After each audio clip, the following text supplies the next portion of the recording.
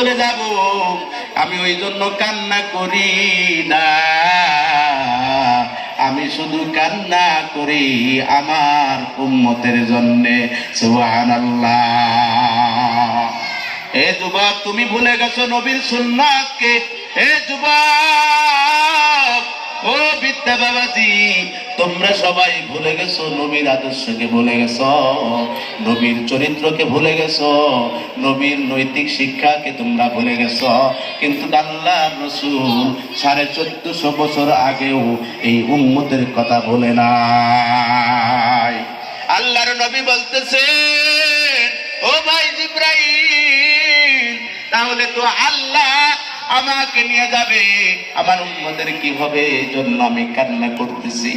তখন আল্লাহর নবীকে সান্ত্বনা দেওয়ার জন্য আর কি করবে, আল্লাহর কাছে যায় বলে যে আল্লাহ, আপনার নবী তো এরকম ভাবে কথা বলতেছে যে ওই নবীর পরে তো আর কোন নবী আসবে না,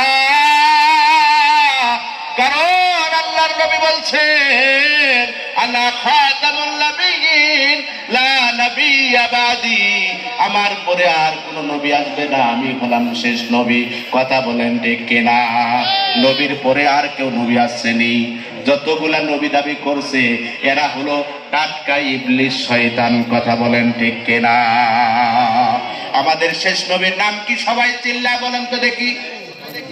হযরত মুহাম্মদ সাল্লাল্লাহু আলাইহি ওয়াসাল্লাম।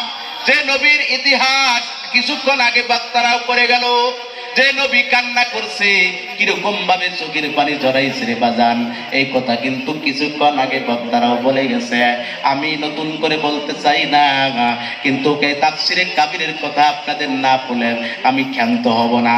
তাফসিরে কাবিরের মধ্যে লেখেন, তামাম পৃথিবীর মানুষের কান্নার পানি যদি এক জায়গায় জমা করা হয়, এই দোস্ত ভালো করে শোনেন, তাফসিরে কাবিরের মধ্যে লেখেন, তামাম পৃথিবীর মানুষের কান্নার পানি যদি এক জায়গায় জমা করা হয়, হযরত আদম আলাইহিস সালামের কান্নার পানি সমতুল্য হবে না।